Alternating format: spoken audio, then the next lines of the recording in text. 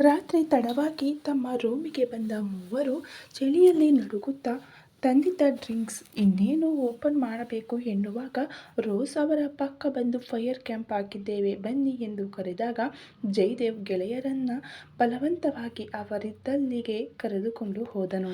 ಆಗುತ್ತಿರುವ ಚಳಿಗೆ ತುಸು ಜಾಸ್ತಿಯೇ ಕುಡಿದು ಎದ್ದ ಸಾಮ್ರಾಟ್ ಹೆಜ್ಜೆ ತಪ್ಪುತ್ತಿದ್ದರೆ ಸಮರ್ಥ್ ಆಗಲೇ ಒಬ್ಬಳು ಹುಡುಗಿಯ ಜೊತೆ ಎದ್ದು ಹೋಗಿದ್ದ.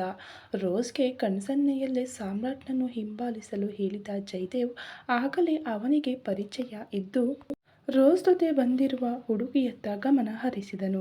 ವಾಲಾಡುತ್ತಾ ತನ್ನ ಕೋಣೆಗೆ ಬಂದ ಸಾಮ್ರಾಟ್ ಇನ್ನೇನು ಮಂಚದ ಮೇಲೆ ಉರುಳಬೇಕು ಎನ್ನುವಾಗ ರೋಸ್ ಅವನನ್ನು ಗಟ್ಟಿಯಾಗಿ ತಬ್ಬಿಕೊಂಡು ಅವನನ್ನು ಚುಂಬಿಸತೊಡಗಿದಳು.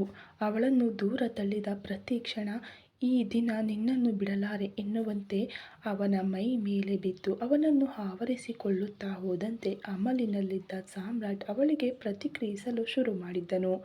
ಎಷ್ಟೋ ನಿಮಿಷಗಳ ಬಳಿಕ ಇಬ್ಬರೂ ಬೆವರಿ ಅಕ್ಕಪಕ್ಕದಲ್ಲೇ ಮಲಗಿದ್ದರು. ಬೆಳಿಗ್ಗೆ ತಲೆನೋವು ಹಾಗೂ ಸ್ವಲ್ಪ ಮೈ ಕೈ ನೋವಿನಿಂದ ಮುಖ ಕಿವುಚಿ ಕಣ್ಬಿಟ್ಟ ಸಾಮ್ರಾಟ್ ಸುತ್ತಲೂ ನೋಡಿದಾಗ ತನ್ನ ಕೈ ಮೇಲೆ ಮಲಗಿರುವ ಹುಡುಗಿಯನ್ನು ನೋಡಿ ಬೆಚ್ಚಿಬಿದ್ದನು. ತಕ್ಷಣ ಅವಳಿಂದ ದೂರ ಸರಿದು ಎದ್ದು ನಿಲ್ಲಲು ಹೊರಟವನಿಗೆ ತನ್ನ ಮೈ ಮೇಲೆ ಯಾವುದೇ ಬಟ್ಟೆ ಇಲ್ಲದಿರುವುದನ್ನು ಗಮನಿಸಿ ಗಾಬರಿಯಲ್ಲಿ ಅಲ್ಲೇ ಇದ್ದ ಟವಲ್ ಸುತ್ತಿಕೊಂಡು ಪಕ್ಕದಲ್ಲಿದ್ದ ಹುಡುಗಿಯನ್ನು ಸರಿಯಾಗಿ ನೋಡಿ ಇವಳು ಯು ಬೀಚ್ ಎಂದು ಕೋಪದಲ್ಲಿ ಕೂಗುತ್ತಾ ಅವಳ ಕೈರಟ್ಟೆ ಹಿಡಿದಾಗ ತನ್ನ ಹಾಗೆ ಅವಳು ಬೆತ್ತಲಾಗಿ ಇರುವುದನ್ನು ನೋಡಿ ಕ್ಷಣದಲ್ಲಿ ತಿರುಗಿ ನಿಂತು ನೀನೇನು ಮಾಡುತ್ತಿದ್ದೀಯ ಇಲ್ಲಿ ಅದೂ ಎಂದು ಕೋಪದಲ್ಲಿ ಅಬ್ಬರಿಸಿದಾಗ ಹೊದಿಕೆಯ ಜೊತೆ ಅವನನ್ನು ಬಳಸಲು ಬಂದವಳನ್ನು ದೂರ ತಳ್ಳಿ don't dare to touch me ಎಂದು ಕಿರುಚಿದನು. ಅವಳು ನಗುತ್ತಾ ವಾವ್ ಸಾಮ್ರಾಟ್, ನಿನ್ನೆ ಬೇಡವೆಂದರೂ ನನ್ನನ್ನು ಕಾಡಿಬೇಡಿ ಇಲ್ಲಿಗೆ ಕರೆತಂದ ನೀನು ಈಗ ಡೋಂಟ್ ಟಚ್ ಮೀ ಎಂದು ಹೇಳುತ್ತಿದ್ದೀಯಾ ಎಂದು ವ್ಯಂಗ್ಯವಾಗಿ ನಕ್ಕು ಅವನೆದುರು ಬಂದು ನಿಂತಳು. ಅವಳ ಮುಖ ನೋಡಲು ಇಷ್ಟಪಡದ ಸಾಮ್ರಾಟ್ ಬಾತ್ರೂಮ್ ಒಳಗಡೆ ಹೋಗಿ ಗಂಟೆಗಳಾದರೂ ಹೊರಗಡೆ ಬಂದಿರಲಿಲ್ಲ. ಅವನಲ್ಲಿ ನಾನು ತಪ್ಪು ಮಾಡಿದೆ ಎನ್ನುವ ಪಶ್ಚಾತ್ತಾಪ ತುಂಬ ಕಾಡುತ್ತಿತ್ತು. ಆ ದಿನ ಪೂರ್ತಿ ಕೋಣೆಯಲ್ಲೇ ಇದ್ದವನು ಗೆಳೆಯರು ಕರೆದರೂ ಹೋಗಿರಲಿಲ್ಲ. ರಾತ್ರಿ ಅವನ ಬಳಿಗೆ ಬಂದ ಜಯದೇವ್ ಸಾಮ್ರಾಟ್ ಇಲ್ಲಿನ ಲೋಕಲ್ ಬ್ರ್ಯಾಂಡ್ ಟ್ರೈ ಮಾಡು ಅಂತ ಒಂದು ಬಾಟಲ್ ಕೊಟ್ಟು ಹೋದನು. ತಲೆಕೆಟ್ಟು ಒಂದೆರಡು ಬಾರಿ ಬಾಟಲ್ ಸಿಪ್ ಮಾಡಿ ಸುಮ್ಮನೆ ಕುಳಿತವನ ಎದುರು ರೋಸ್ ಬಂದು ತಲೆ ತಗ್ಗಿಸಿಕೊಂಡು ನಿಂತಿದ್ದಳು. ಅವಳನ್ನು ಮೇಲಿನಿಂದ ಕೆಳಗಡೆ ನೋಡಿ ಆ ಚಳಿಯಲ್ಲೂ ಎರಡು ತುಂಡು ಬಟ್ಟೆಯಲ್ಲಿರುವವಳನ್ನು ಕ್ಷಣಕಾಲ ದಿಟ್ಟಿಸಿ ಬಾಟಲಿ ಖಾಲಿ ಮಾಡುವತ್ತ ಗಮನ ಹರಿಸಿದನು. ಒಂದು ಶಬ್ದ ಮಾತನಾಡದೆ ಹಾಗೆಯೇ ನಿಂತಿರುವವಳನ್ನು ನೋಡಿ ಪಕ್ಕದಲ್ಲಿ ಕೂರುವಂತೆ ಕೈ ಸನ್ನೆ ಮಾಡಿದಾಗ ಅವನಿಗೆ ಸವರಿಕೊಂಡೇ ಕುಳಿತಳು. ಮುಂದಿನ 10 ನಿಮಿಷಗಳು ಮಾತಿಲ್ಲ. ಕೊನೆಗೆ ಸಾಮ್ರಾಟ್ ಐ ಆಮ್ ಸಾರಿ ಅನ್ನುತ್ತಾ ಅವನ ಮಾತಿಗೂ ಕಾಯದೆ ಅವನ ಮುಖವನ್ನು ತನ್ನತ್ತ ತಿರುಗಿಸಿಕೊಂಡು ಅವನ ತುಟಿಗಳಿಗೆ ದೀರ್ಘವಾಗಿ ಮುತ್ತಿಟ್ಟಾಗ ಸಾಮ್ರಾಟ್ ಒಮ್ಮೆ ಕಂಪಿಸಿ ಅವಳಿಗೆ ಸಹಕರಿಸಿದನು. ಮುಂದೆ ಅವರಿಬ್ಬರ ಊಹೆಗೂ ಸಿಗದಂತೆ ಇಂದಿನ ದಿನದಂತೆ ಎಲ್ಲವೂ ನಡೆಯಿತು. ಅದು ಇಬ್ಬರು ಪ್ರಜ್ಞೆಯಲ್ಲೇ ಇದ್ದಾಗ. ಮರುದಿನ ರೋಸ್ ಸಾಮ್ರಾಟ್ ಕೋಣೆಯನ್ನು ಬಿಟ್ಟು ಹೊರಗಡೆ ಬಂದಿರಲಿಲ್ಲ. ಅವನ ಗೆಳೆಯರು ಅವನ ಬಳಿ ಬರಲಿಲ್ಲ ಎನ್ನುವುದಕ್ಕಿಂತ ಜಯದೇವ್ ಸಮರ್ಥನನ್ನು ಅಲ್ಲಿಗೆ ಹೋಗಲು ಬಿಟ್ಟಿರಲಿಲ್ಲ. ರೋಸ್ ಮತ್ತು ಜಯದೇವ್ ಜಾಲದಲ್ಲಿ ಸಿಲುಕಿದ ಸಾಮ್ರಾಟ್ ಹೊಸದಾದ ಅಭ್ಯಾಸಕ್ಕೆ ನಾಂದಿ ಹಾಡಿದ್ದ. ಕೊಡಗಿನಿಂದ ಬಂದ ಮೇಲೆ ಒಂದೆರಡು ಬಾರಿ ಸಾಮ್ರಾಟ್ನನ್ನು ಭೇಟಿಯಾದ ರೋಸ್ ಆಮೇಲೆ ಅವನ ಕಣ್ಣಿಗೆ ಕಾಣಿಸಲಿಲ್ಲ. ಅವಳ ಬಗ್ಗೆ ತಲೆ ಕೆಡಿಸಿಕೊಳ್ಳದ ಸಾಮ್ರಾಟ್ ಕಾಲೇಜು ಶುರುವಾದ ಮೇಲೆ ತನ್ನನ್ನು ನೋಡಿ ನಗುವ ಮಾತನಾಡುವ ಹುಡುಗಿಯರಲ್ಲಿ ಅವನು ಮಾತನಾಡಲು ಶುರು ಮಾಡಿದನು. ಒಟ್ಟಾರೆ ಹೇಳುವುದಾದರೆ he start to flirting and dating. Samrat ಹೊಸ ಅವತಾರವನ್ನು ನೋಡಿದ ಸಮರ್ಥ್ ಅವನಲ್ಲಿ ಅಲ್ಲ ಸಾಮ್ರಾಟ್, ಆ ದಿನ ಬೀಚಲ್ಲಿ ಜೈ ಕೆನ್ನೆಗೆ ಬಾರಿಸಿ ಹೆಣ್ಣಿಂದ ದೂರ ಇರಿ ಎಂದವನು ಈಗ ನೀನು ಅವರ ಹಿಂದೆ ಬಿದ್ದಿದ್ದೀಯಾ, ಇದೆಲ್ಲ ಹೇಗೆ ಎಂದು ಆಶ್ಚರ್ಯದಲ್ಲಿ ಕೇಳಿದನು. ಹಾಗೇನಿಲ್ಲ, ಜೈ ಹೇಳಿದ್ನಲ್ಲ, ಹೆಣ್ಣಿನಿಂದ ಸಿಗುವ ಕಿಕ್ ಎದುರು ಈ ಸ್ಮೋಕ್ ಮತ್ತು ಡ್ರಿಂಕ್ಸಲ್ಲಿ ಸಿಗುವ ಕಿಕ್ ಏನೂ ಅಲ್ಲ ಅಂತ ಈಗ ಅನುಭವಿಸಿದ ಮೇಲೆ ತಿಳಿಯಿತು, ಹಾಗಾಗಿ ಅಂತ ವಿಚಿತ್ರವಾಗಿ ನಗುತ್ತಾ ಹೇಳಿದ ಗೆಳೆಯನನ್ನು ನೋಡಿ ಅವನಿಗೂ ನಗು ಬಂದಿತ್ತು. ಹಾಸ್ಟೆಲ್ ವಾರ್ಡನ್ ಬದಲಾದಾಗ ಹಾಸ್ಟೆಲಲ್ಲಿ ತುಂಬ ನಿಯಮಗಳು ಬದಲಾದವು. ಇದರಿಂದ ಬೇಸತ್ತ ಸಾಮ್ರಾಟ್ ಫ್ರೆಂಡ್ಸ್ ಮೂಲಕ ಕಡಲ ತೀರದಲ್ಲಿರುವ 2 ಕೋಣೆಯ ಮನೆಯನ್ನು ಬಾಡಿಗೆ ಪಡೆದಿದ್ದನು. ಆ ಮನೆಯ ಕೀ 3 ಗೆಳೆಯರ ಬಳಿ ಇತ್ತು. ಕುಡಿತ ಮೋಜಿಗೆ ಮಾತ್ರ ಆ ಮನೆ ಸೀಮಿತವಾಗಿತ್ತು. ಗೆಳೆಯರ ಜೊತೆ ಪಬ್ ಪಾರ್ಟಿ ಎಂದು ಓಡಾಡುತ್ತಿದ್ದ ಸಾಮ್ರಾಟ್ ಈಗ ವಾರಕ್ಕೊಂದು ಹುಡುಗಿಯ ಜೊತೆ ಅಲೆಯುತ್ತಿದ್ದ. ಕೆಲವರು ಪ್ರೀತಿ ಎಂದು ಅವನ ಹತ್ತಿರ ಬಂದರೆ ಹಣ ಎಸೆದು ಅವರ ಬಾಯಿ ಮುಚ್ಚಿಸುತ್ತಿದ್ದ.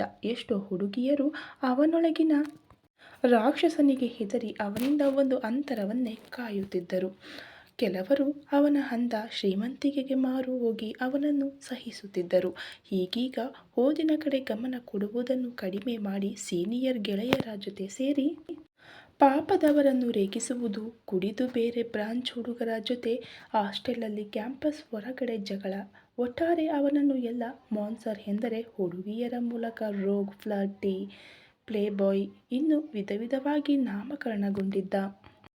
ಕ್ರಮೇಣ ಅವನ ಉಪಟಳ ತಾಳಲಾರದೆ ಅವನ ಸಹವಾಸದಿಂದ ಹಾಸ್ಟೆಲಲ್ಲಿರುವ ಇನ್ನಷ್ಟು ಹುಡುಗರು ಹಾಳಾಗುವುದು ಬೇಡವೆಂದು ವಾರ್ಡನ್ ಅವನನ್ನು ಹಾಸ್ಟೆಲಿನಿಂದ ಹೊರಹಾಕಿದರೆ ಅವನ ವಾಸ್ತವ್ಯ ಕಡಲ ತೀರದ ಮನೆಗೆ ಬದಲಾಗಿತ್ತು.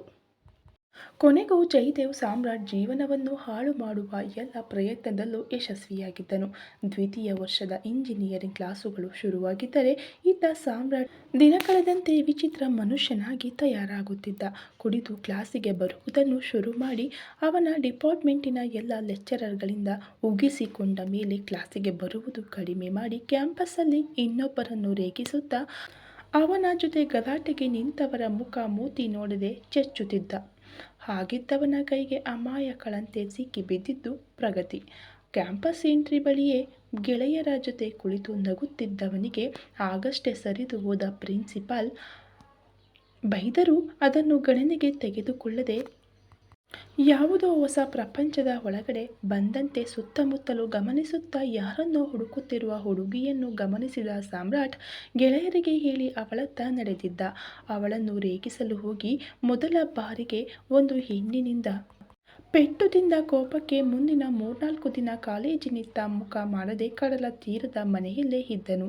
ಯಾವುದೋ ಮೀಟಿಂಗ್ ಎಂದು ಮಂಗಳೂರಿಗೆ ಬಂದ ವಾಸುದೇವ್ ಸಾಮ್ರಾಟ್ನನ್ನು ಭೇಟಿಯಾಗೋಣ ಎಂದು ಕರೆ ಮಾಡಿದರೆ ಅವನ ಮೊಬೈಲ್ ಸ್ವಿಚ್ ಆಫ್ ಆಗಿತ್ತು. ಡ್ರೈವರಿಗೆ ಕಾಲೇಜು ಹೆಸರು ಹೇಳಿ ಅತ್ತ ಹೋಗುವಂತೆ ಹೇಳಿದರು. ಕಾಲೇಜಿಗೆ ಬಂದು ಪ್ರಿನ್ಸಿಪಾಲನ್ನು ಭೇಟಿಯಾಗಿ ಸಾಮ್ರಾಟ್ ಅಂಕಲ್ ಎಂದು ಅವರ ಪರಿಚಯ ಹೇಳಿದಾಗ ಒಂದೆರಡು ಕ್ಷಣ ಯೋಚಿಸಿದ ಪ್ರಿನ್ಸಿಪಾಲ್ ಅಲ್ಲೇ ಇದ್ದ ಪ್ಯೂನ್ ಬಳಿ ಸಾಮ್ರಾಟ್ನನ್ನು ಕರೆದುಕೊಂಡು ಬರುವಂತೆ ಹೇಳಿದರು. 5 ನಿಮಿಷದಲ್ಲಿ ವಾಪಸ್ಸಾದ ಪ್ಯೂನ್ ಸಾಮ್ರಾಟ್ ಕ್ಲಾಸಿಗೆ ಬಂದಿಲ್ಲವೆಂದನು. ತಾನು ಅವನನ್ನು ಹಾಸ್ಟೆಲ್ ಬಳಿ ಹೋಗಿ ಭೇಟಿಯಾಗುತ್ತೇನೆ ಎಂದು ಅಲ್ಲಿಂದ ಹೊರಡಲು ತಯಾರಾದ ವಾಸುದೇವ್ ಅವರನ್ನು ತಡೆದ ಪ್ರಿನ್ಸಿಪಾಲ್ ಪ್ಯೂನ್ ಬಳಿ ಹೊರಗೆ ಹೋಗುವಂತೆ ಹೇಳಿ, ಸರ್, ಸಾಮ್ರಾಟ್ ನೀವಂದುಕೊಂಡ ಹಾಗೆ ಇಲ್ಲಿ ಇಲ್ಲ. ನಮ್ಮ ಕಾಲೇಜಿನ ನೋಟೆಡ್ ಸ್ಟೂಡೆಂಟ್ ಲಿಸ್ಟಲ್ಲಿ 2ನೇಯವನು ನಿಮ್ಮ ಸಾಮ್ರಾಟ್. ಅದೇನು ಹುಡುಗನೋ, ಬೆಳಿಗ್ಗೆಯೇ ಕುಡಿದು ಕ್ಲಾಸಿಗೆ ಬರುತ್ತಾನೆ, ಸಿಕ್ಕಿದವರ ಜೊತೆ ಜಗಳ, ಇನ್ನು ಹಾಸ್ಟೆಲಲ್ಲಿಯೂ ಇದೇ ಕತೆ. ಹಾಗಾಗಿ ಅವನನ್ನು ಹಾಸ್ಟೆಲಿನಿಂದ ಹೊರಹಾಕಿದ್ದಾರೆ. ಈಗ ಎಲ್ಲಿದ್ದಾನೋ ಗೊತ್ತಿಲ್ಲ. ಆದರೆ ದಿನಕ್ಕೊಮ್ಮೆಯಾದರೂ ಕಾಲೇಜಿಗೆ ಬರುತ್ತಾನೆ, ಕ್ಲಾಸಿಗೆ ಬರುವುದಿಲ್ಲ. ಇನ್ನು ಅವನ ಸ್ಟಡಿ ಬಗ್ಗೆ ಹೇಳಬೇಕೆಂದರೆ is brilliant student. Attendance shortage ಆಗಿ ಪ್ರತಿ ಎಕ್ಸಾಮ್ ಮೊದಲು 1000 ಗಟ್ಟಲೆ ಫೈನ್ ಕಟ್ಟಿ ಪ್ರತಿ ಎಕ್ಸಾಮಿಗೆ ಕೂರುತ್ತಾನೆ. ಕುತೂಹಲವೆನ್ನುವಂತೆ ಪ್ರತಿ ಸಲ ಅವನೇ ಕ್ಲಾಸಿಗೆ ಟಾಪರ್. ಇದೊಂದು ಕಾರಣಕ್ಕೆ ನಿಮಗೂ ಕಂಪ್ಲೇಂಟ್ ಮಾಡದೆ ಇನ್ನೂ ಅವನನ್ನು ಈ ಕಾಲೇಜಿನಲ್ಲಿ ನಾವು ಉಳಿಸಿಕೊಂಡಿದ್ದೇವೆ. ಒಮ್ಮೆ ಅವನಲ್ಲಿ ನೀವು ಮಾತನಾಡಿ ಎಂದವರ ಮಾತು ಕೇಳಿದ ವಾಸುದೇವ್ ಆತಂಕದಲ್ಲಿದ್ದರು. ಪ್ರಿನ್ಸಿಪಾಲ್ ಜೊತೆ ಒಂದೆರಡು ವಿಷಯ ಮಾತನಾಡಿ ಅವನ ಕ್ಲಾಸಿನವರಲ್ಲಿ ಸಾಮ್ರಾಟ್ ಎಲ್ಲಿರುವುದಾಗಿ ವಿಚಾರಿಸಿದಾಗ ಆವತ್ತು ಕ್ಲಾಸ್ ಬಂಕ್ ಮಾಡದೆ ಕ್ಲಾಸಲ್ಲಿ ಕುಳಿತಿದ್ದ ಸಮರ್ಥ್ ಅವರನ್ನು ಕರೆದುಕೊಂಡು ಕಡಲ ಸಮೀಪವಿದ್ದ ಮನೆಯತ್ತ ನಡೆದನು.